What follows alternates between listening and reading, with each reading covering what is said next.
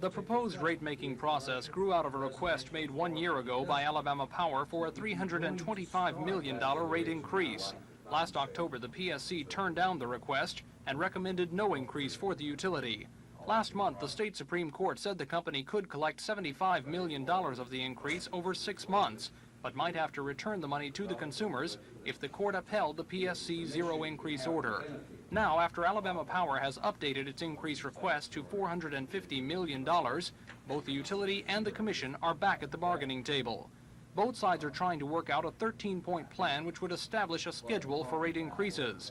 A schedule to first raise the company's rates to what company representatives say will provide a fair rate of return on investments in the company, and second, to provide consumers with gradual rate changes that they can handle. The plan would limit both how much rates can increase and how much they can decrease. Company representatives say if an agreement is reached with the PSC, Alabama Power will withdraw the $450 million rate increase request. If approved, the new rate-making process will allow Alabama Power to collect money at the time it's needed, and for the most part do away with the long, drawn-out hearing process that currently determines electricity cost. Tom Foreman, WSFA TV News. The guilty verdict against Henry Lee Davis came after 8.5 hours of deliberations by the 8-woman, 4-man jury. The jurors began deliberating at 6 p.m. yesterday, but were unable to reach a decision late last night, then returned to continue deliberations at 8:30 this morning. Davis, who was convicted of the March 1980 robbery and beating death of produce stand operator Freddie Paul Tatum, looked frightened throughout today's proceedings. He sat with his head down when the verdict was read by Circuit Judge Sam Taylor.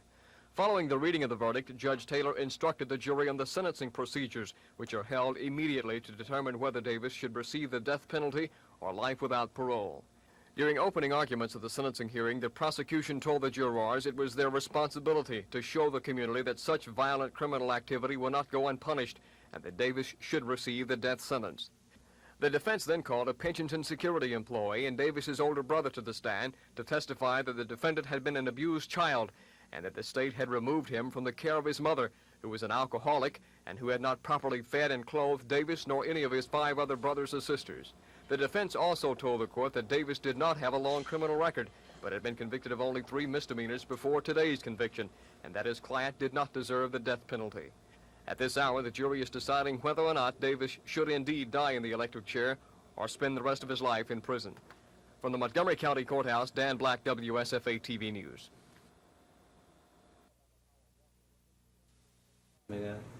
What Alabama Power wanted was a $325 million rate increase. What the PSC gave them was no increase.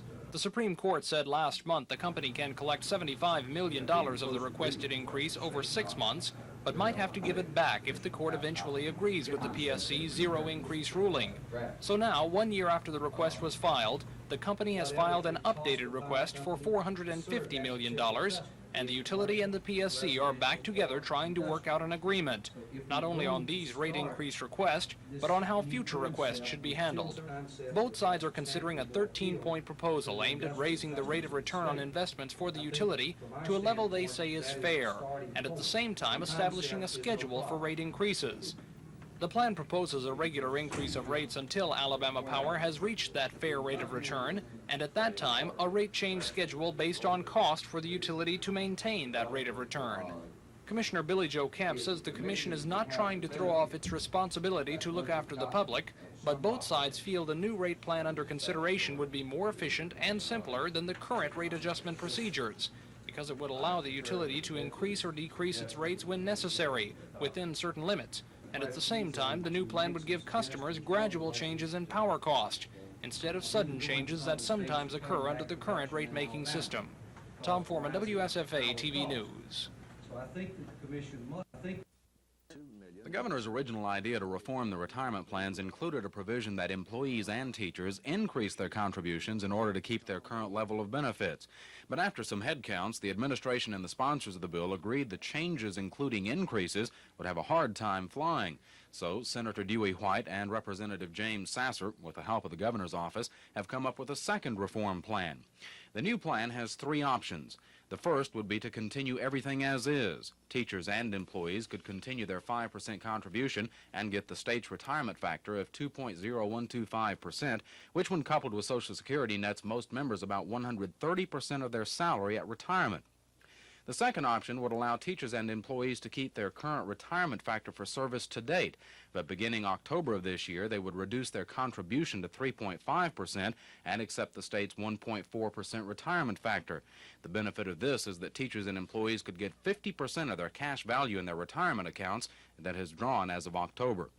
The third option would require teachers and employees to have both their service to date and future service based on the 1.4% factor and their contribution dropped to 3.5%. This option would give workers 100% of their cash value in their retirement account tax-free. The last two options, while reducing contributions and retirement factors, would still provide most workers with at least 110% of their current salary at retirement. At the same time, the changes could provide the state with an estimated $25 to $40 million savings. While Governor James' staff says that they would prefer to go with the original bill, they say this alternative still provides the two primary goals: a competitive retirement plan for the employees and teachers, and savings to the state. Chris Grimshaw, WSFA TV News at the Capitol.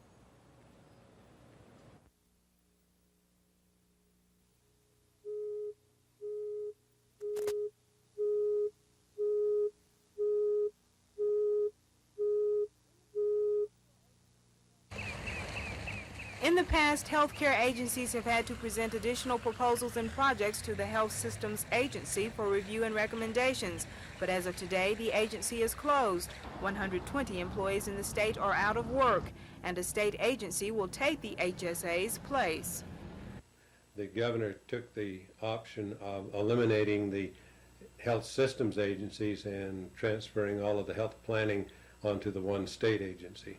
Well, they won't be able to do as thorough a job. I think they'll do a good job. They have some very dedicated and capable people there at the state, but it's just a matter of where, say, we were the largest HSA in geographic size, and we took care of 17 counties, and now it will be a matter of 67 counties being handled by, well, maybe 10 people at the state. But some HSA employees refuse to give up all hope. Bitter says there's a possibility that next year's Congress will provide for a new health planning process and rehire some of the employees who were laid off. Cassandra Taylor, WSFA TV News. And this did deter us in getting on the golf course, so we went to Florida the last of February, which was the 25th, and we stayed down there 10 days, and we've had very little opportunity to practice at home since we've been on the road now this is our sixth consecutive tournament. I see. So you're pretty tournament tested then? Well, we're tournament tested, but we're still about a month behind. And this time last year, we had been on our course in Lexington for a considerable length of time, and we are about a month behind. Florida State won the tournament at Still Waters last week. Does that make them a favorite for this one? I would have to say that, yes, that the Stillwater tournament would make Florida State the favorite.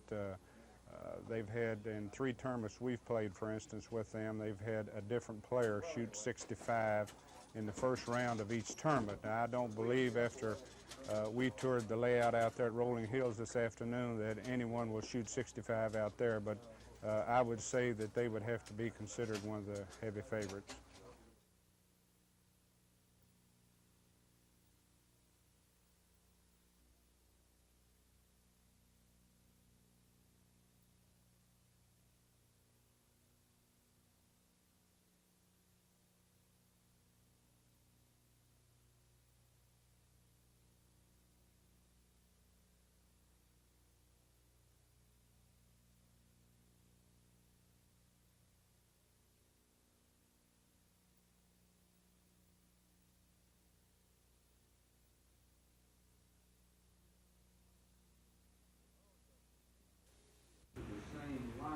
power companies seem willing to give during the talks after the Public Service Commission threw out another proposal.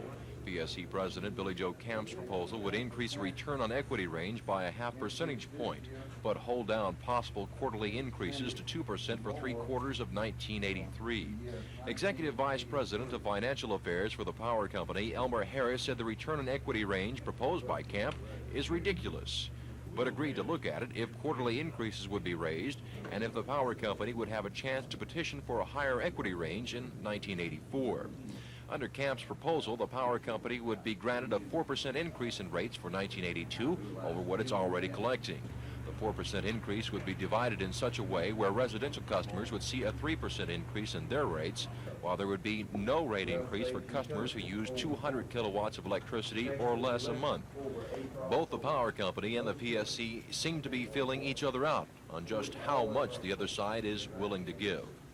Don Phelps, WSFA TV News.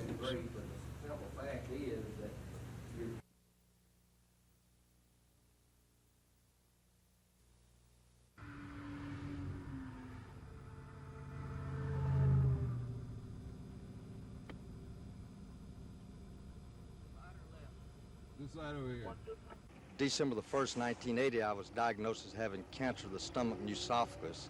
On December the 10th, 1980, they operated on me, and the surgeon said that I only had about 90 days to live. So I should have died on or before March the 10th, 1981. Well, I've beat them out of another 12 and a half months since then anyway.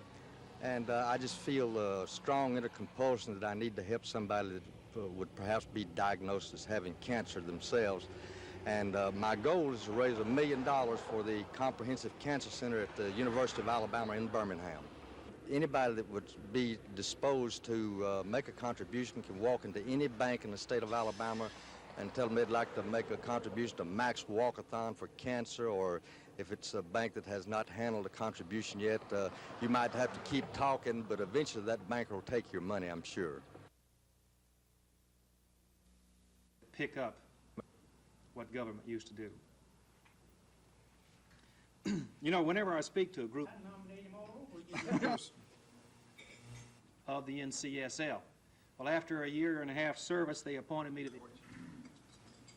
And what passed in the House of Representatives is that we dropped the Department of Youth Services completely out of the education budget. A $9 million appropriation. You know what the Department of Youth Services is? That's your reform school system. That's Chalkville for girls, Roebuck for boys, Mount Meigs here. Government used to do. You know, whenever... Late with reports, not turning in all... Mr. Goods, I can promise you that. As a member of the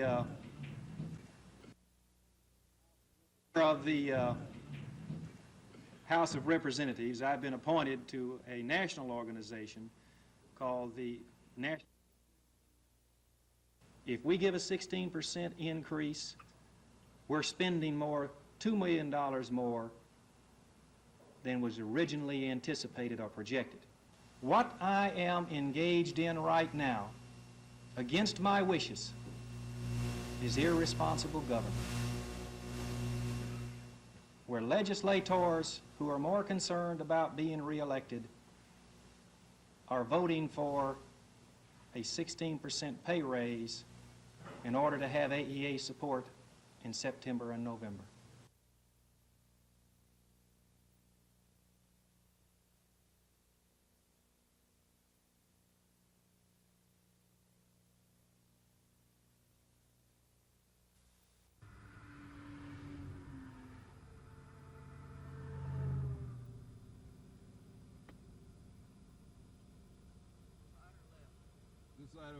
Why you're doing this? Tell us. I'm doing it, Bob, simply because on December the 1st, 1980, I was diagnosed as having cancer of the stomach and esophagus. On December the 10th, 1980, they operated on me, and the surgeon said that I only had about 90 days to live. So I should have died on or before March the 10th, 1981. Well, I've beat them out of another 12 and a half months since then anyway. And I just feel a strong inner compulsion that I need to help somebody that would perhaps be diagnosed as having cancer themselves. And my goal is to raise $1 million for the Comprehensive Cancer Center at the University of Alabama in Birmingham.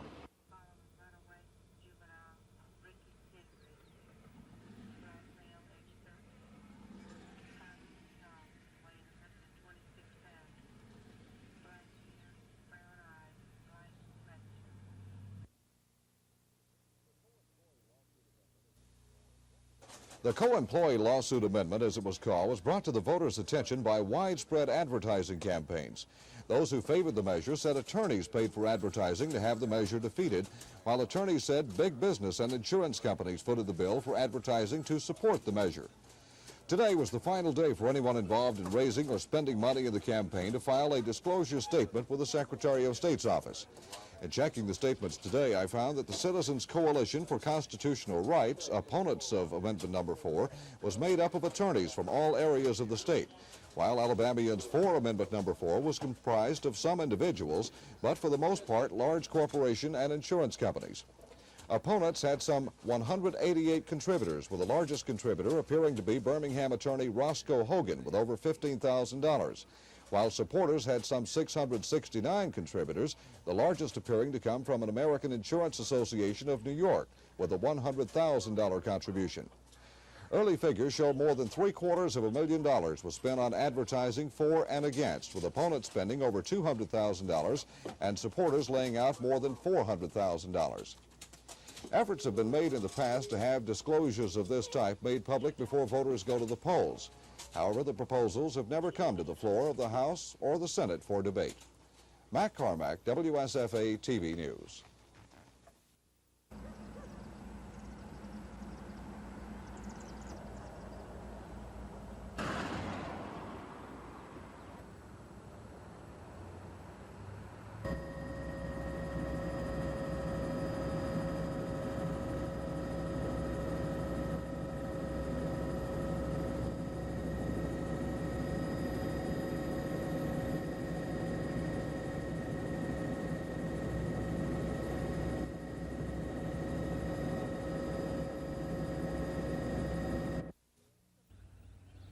At daybreak, rays from the rising sun crept through the thick fog on the small town of 752 residents, awakening to the delicate tranquility of the morn.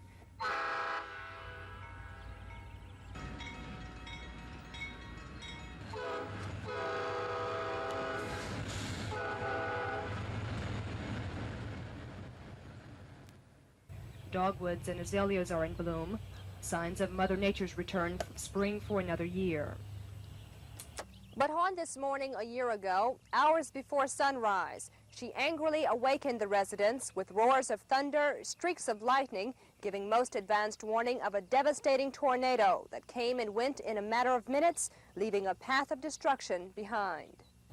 Several residents gathered at the city grill, as they do every morning, but today is different, special and memorable. The residents knew they had a lot to be thankful for. How do the people of Hurtsboro remember the storm? Kind of painfully. I guess try not to. And I'd personally like to thank all the neighboring communities, such as Union Springs, Opelika, Phoenix City, Sylacauga, Childersburg, and I'm sure I left out a lot of other people that came in and helped. Had it not been for that, we would probably still be digging out and cleaning up now. A new post office has been built, replacing the old one demolished by the tornado. The town's main grocery store has been rebuilt. There's a new power substation, and plans for a new bank are in the making. And Mayor John Williams says nearly every house has a new roof. The tornado caused an estimated $8.5 million in damage. After being declared a disaster area, hundreds of thousands of dollars in loans were made available to the community to try and offset the widespread devastation. Today, residents want to thank their neighbors and outsiders who helped them get back on their feet after the worst storm in the history of Hurtsboro. Kim Davis, WSFA TV News, Hurtsboro. Early today, the Senate, in the middle of a chaotic Senate reunion, adopted the general fund budget and sent it to the House. The House didn't like some of the Senate changes and decided to have the differences hammered out in a conference committee made up of 3 House and 3 Senate members. The aspect of the general fund budget that disturbed the House centered on more than $9 million cut from prisons, pensions and security, and mental health in order to make room for the Department of Youth Services, which earlier had been cut from the education budget to make room for a 16% teacher pay raise. House Floor Leader Walter Owen said the cuts the Senate made in the budget would lead to inmate releases and millions in lost federal matching dollars for pensions and security. Then the education budget with the 16% raise came before the House members, who decided to keep it intact by approving the Senate changes that funded the 16% pay raise. But they couldn't muster enough votes to suspend a rule stopping any budget that doesn't have a $20 million cushion. The education budget only has a $126,000 cushion. So the education budget is essentially hanging in limbo until enough House members are swung around in favor of suspending that rule. Earlier in the day, the Senate Finance and Taxation Committee approved a bill to change the retirement system benefits for teachers and state employees. But state employee and education lobbyists came out in opposition. Alabama Education Association Executive Secretary Paul Hubbard claims the new retirement system benefits place too much dependence on the federal Social Security plan, which he says is unsound. And Hubbard says the change cuts benefits by 30%, making teaching profession in Alabama even less attractive. Hubbard also says the cash value option could lure members who later will regret they took advantage of the money during economically hard times. And Hubbard says the changes could hurt the retirement system investments. On a local issue, the House passed 2 bills that would allow bingo for charity in Montgomery County. One of those bills would require a vote of the people to amend the state constitution to allow bingo. Chris Grimshaw, WSFA TV News at the Capitol. It was the second meeting for the Finance and Taxation Committee. Earlier in the day, they ran out of time to consider the current use bill, so they stayed tonight. The arguments in committee this evening were a repeat of earlier debate in the House. Rural senators, backed by Farm Bureau, say the bill is needed to force the state to implement a current use property tax measure adopted several years ago. They also say the bill is needed to give farmers some tax relief during these financially hard times. But the urban legislators, backed by a number of state associations like Education, County Commission, and school boards, oppose the bill, saying it's a gross case of overkill. The opponents of current use say they don't mind farmers getting a tax break, but they say this bill would also give massive tax relief to large timberland owners, shifting the major weight of property taxes to urban areas. Those few opponents said they knew the deck was stacked, and when the vote was taken, it reflected it. The bill was passed out of committee 12-2. The bill now goes to the Senate, where last year it was overwhelmingly passed, and where this year, despite the threat of a filibuster from those few urban senators, it's expected to do the same. Early in the day, the state's 2 budget bills were the center of attention. The House, rejecting Senate changes to the general fund budget, threw it into a conference committee to find a compromise for more than $9 million in cuts to prisons and pensions and security. Those cuts indirectly provide a 16% teacher pay raise. The education budget was thrown into limbo when the House technically approved the bill, but couldn't overcome a $20 million reserve requirement. The education budget only has a reserve of just more than $100,000. The budget issues are expected to be resurfaced next week. Chris Grimshaw, WSFA TV News at the Capitol.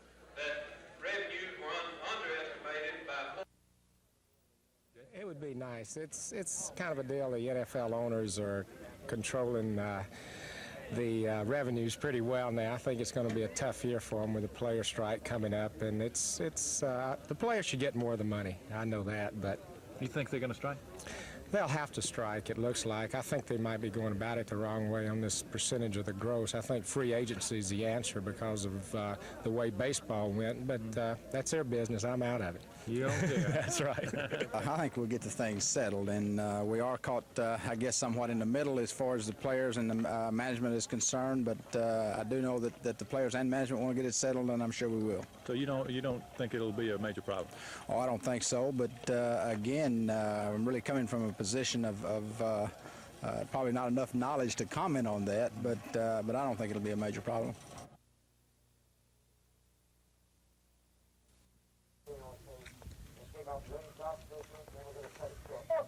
Know how to fart with shoulders. I got that down pat. Oh, it's something about the left arm, nice and straight. Stand from the waist. Eye on the ball. But whatever you do, don't foul too close.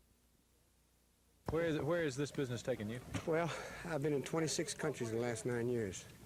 Of course, now I've slowed down since I'm now at Callaway Gardens, and I'm only giving 50 shows a year away from there. But I'll give about 75 shows there. And then, like, I'm here today. Tomorrow I'll be in Bethesda, Maryland, at Bethesda Country Club. The next day at Turf Valley, and the next day I'm in someplace called Pico, Maryland. I have 2 shows that day, and then I'll come home Monday and then go back to work Tuesday. It's essentially inside, isn't it? It's for golfers, I mean, because they can identify with all the crazy things you do. Yeah, of course I give a lot of indoor shows as well, but I'd rather give outdoor shows because people can see the flight of the ball. What's the difference in the things you do here and going out and making a living on the tour? Making a living on tour is tough. This is not easy. No, I only played the tour 9 months, seriously. And then they asked me if I wanted to come off the road, and being 52 years old, I said, yes, I think it's an excellent idea.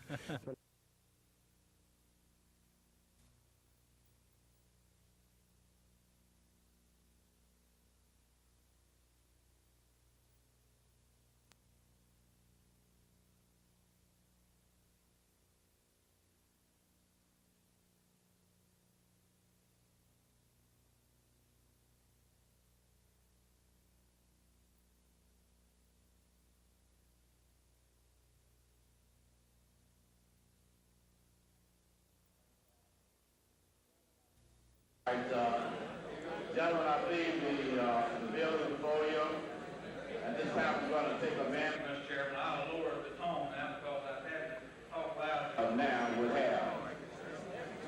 All right.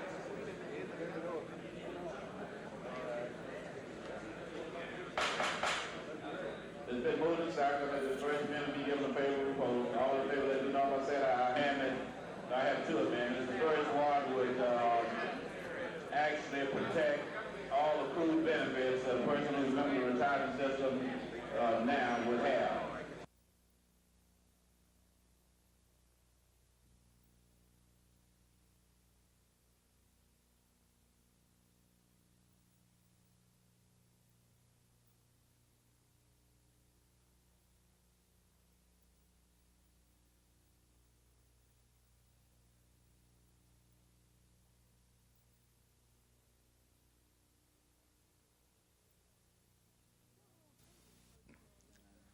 Several hundred Hurtsboro residents gathered in the vacant lot across from City Hall to celebrate their recovery from a tornado which nearly destroyed the East Alabama town last year. Hurtsboro Mayor John Williams says the town still has a lot to be thankful for. He says a number of surrounding cities and government agencies came to their aid after the tornado hit. Williams says the town lost $8 million and was in serious financial condition. But he says the federal government and the state of Alabama provided assistance to help the town and the area businesses. During the service, area residents thanked a number of agencies who helped them through the year, like the Small Business Administration, Disaster Unemployment Aid, and the Red Cross. Then the Red Cross presented Mayor Williams a certificate of appreciation for Hurtsboro's concern and generous service to tornado victims. Through all the devastation, 35 people were injured, but only 2 were killed. The residents also took time out to remember Mrs. Willie McCrane and Ephraim Julks, who died in the storm. But for today, it was a time for celebration and fellowship. Kim Davis has more on how one area resident has survived the storm.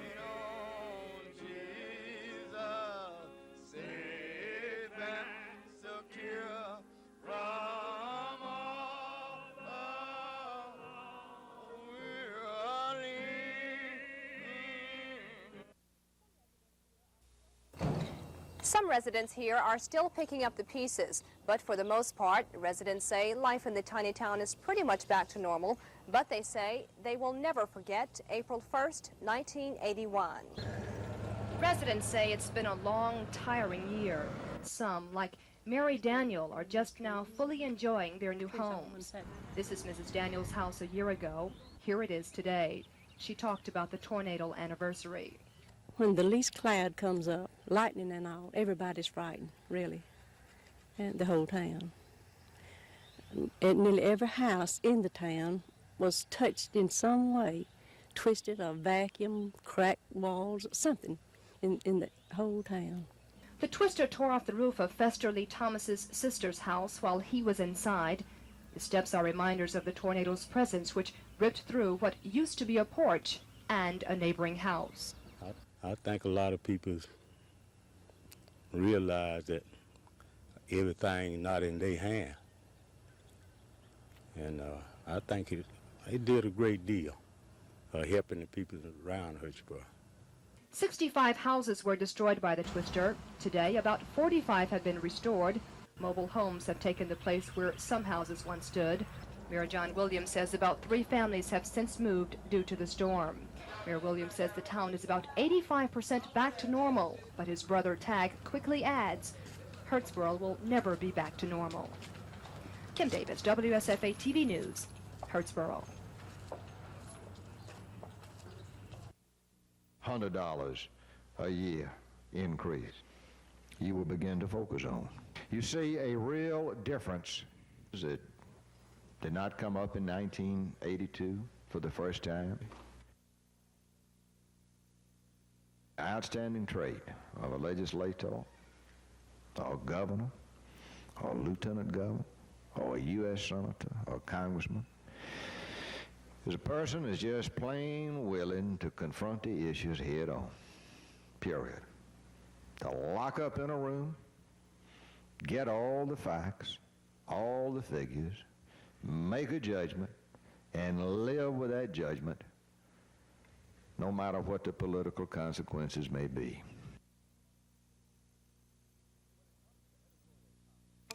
When it comes to editorial comments, TV 12's Bob Ingram gets right to the point. His editorial apologizing to Alabama school students for the childish behavior of some of the people who appropriate money for education in the state won the 1981 United Press International Award for Best TV Editorial in Alabama, recognizing Bob's straight-to-the-point, effective approach to issues of concern to all of our viewers. So when it comes to award-winning editorial comments, Bob Ingram gets to the point. At TV 12, sports is more than just the latest scores from the ballparks. It's award-winning sports programming. I don't think anyone has ever done a job by himself, and there's no fun doing something by yourself anyway. You want a lot of people to help you, and I've had it. This half-hour sports special on the career of Auburn coach Shug Jordan won the Southeast Regional Award from 1981's United Press International competition. Another reason why sports is more than scores on TV 12.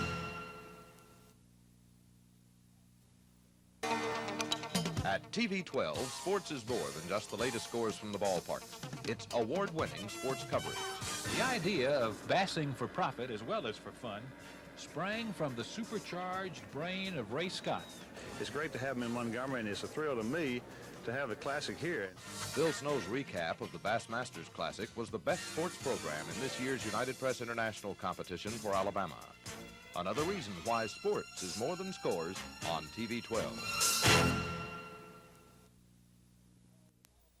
Of a group that we call the Alabama Council of Waterway Associations, and the Tennessee Tom Bigby Group. The problem here, of course, is that it upsets the balance, the competitive position between the waterways and railroads. It also affects certain key industries that are already in trouble, industries like agriculture, steel, petroleum products, and others. So we have then a complicated area, and one that we are watching very closely. They're letting the Alabama Electrical Co-op take a look at the pot, use that for launching and retrieving the fishermen. There's a new one coming off from Marblehead, Massachusetts, who recently rowed his dory down the Alabama River from Montgomery to Mobile. We just got a letter from him the other day, and he rowed all the way to Brownsville, Texas, which wasn't his plan.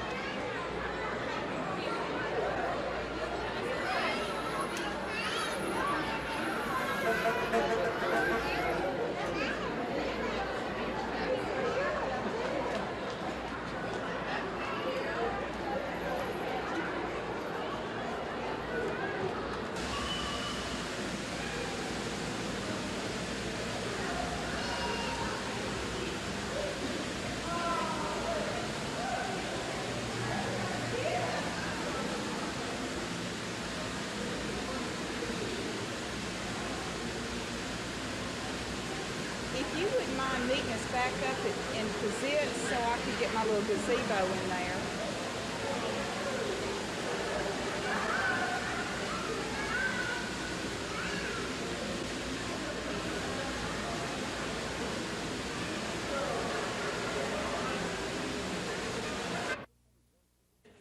Some 600 young people representing over 30 different cities across Alabama are in Montgomery for the annual event, which gives young people first-hand experience on how state government works. The youth will perform the same activities as their adult counterparts in the three-day session. In a joint session last night, 18-year-old Candace Hemphill of Huntsville was elected governor. The Johnson High School senior held a news conference today with her cabinet members. Ms. Hemphill says the job of governor is hard work, but she has a good cabinet to help her. Oh, it's difficult in that you have a lot of responsibility, but you enjoy doing it. It's nice to serve. The youth are a voice that can't be denied in our government. They're important, and I think that when the state realizes that they really have some of the best ideas, they have solutions to the problem our state has, and starts listening, it's awful easy when you're surrounded by outstanding people. Some of the bills up for consideration by the youth legislature include home rule, reorganization of the Public Service Commission, a law that would make parental child snatching a felony, and establishment of an enterprise zone to encourage business to come to Alabama. The youth legislature will be in session through tomorrow and will conclude with an awards banquet Sunday. Don Phelps, WSFA TV News.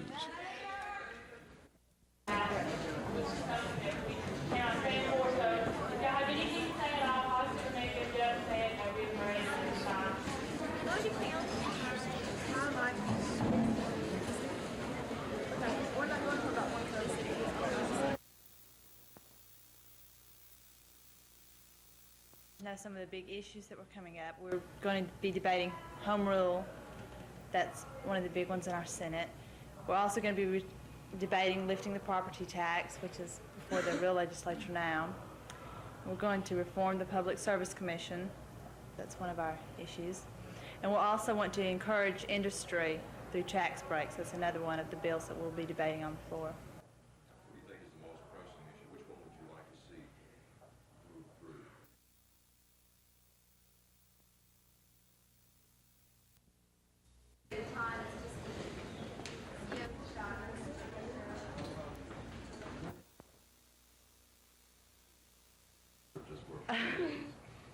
That's a little ways off.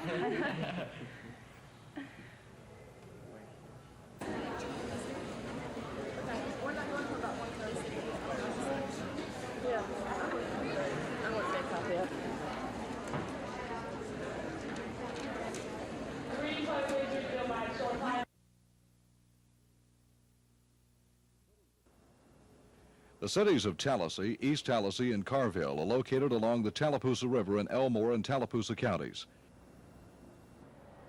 The primary employer in the area for years has been Mount Vernon's Tallahassee Textile Mill, first chartered by the state legislature in December 1841. Many generations of the area's residents have worked at this mill, but now almost half of the mill employees will have to seek employment elsewhere. This week, company officials notified them of a major reduction in the operation of the Tallahassee industrial plant.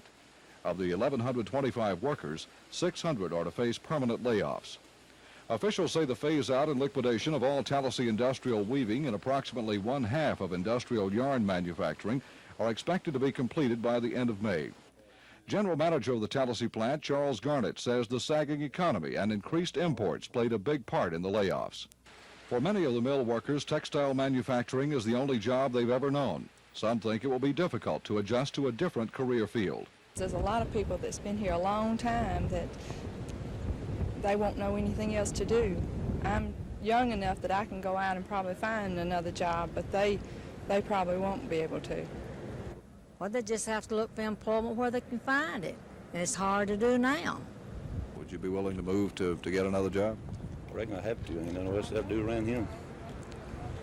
Everything done shut down. There just ain't nothing around here to do. Local, state, and federal officials will meet in Tallahassee Monday to discuss the types of assistance programs that may be available to the workers and to formulate plans to try to attract new industries to the area. State Representative from District 27, Jack Venable, says the layoffs could have a dramatic effect on the area's economy, and everything possible will be done to assist the workers.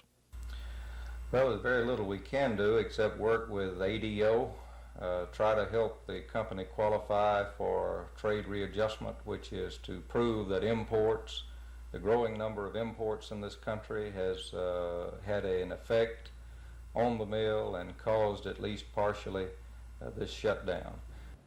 A lot of history surrounds the Tallahassee Mill. The plant was used during the Civil War to manufacture uniforms for the Confederate Army and also carbine rifles. For many, the plant was not only a place of employment, the mill was a friend. Charles Garnett seemed to sum up the feelings of the workers after the layoff announcement. I feel very sad. Very sad. Mac Carmack, WSFA TV News, Tallahassee.